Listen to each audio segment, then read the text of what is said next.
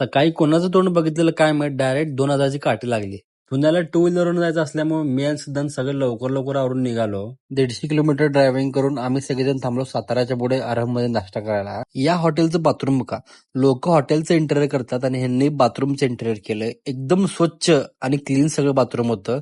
खरंच जर तुम्ही पुण्याला ट्रॅव्हलिंग करत असाल तर या हॉटेलमधल्या वॉशरूम मध्ये तुम्ही फ्रेश होण्यासाठी नक्की या. त्यानंतर ठरलं की थांबलो तर आपण पटकन नाश्ता करून घेऊया. सार्थकनं फ्रँकी घेतला आणि फ्रँकी स्पेलिंग सांगितलं बघ. इथे बघा FRANKI जाणायचं. मी डायटर असल्यामुळे फक्त उपीट घेतलेलं, बाकी सगळ्यांनी अनहेल्दी फूड घेतलेलं.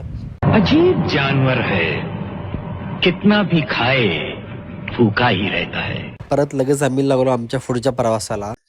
आयुष्यात किती पण मोठं होते, पण बोगद्यातून गाडी जाताना एक मजाच वेगळी येते.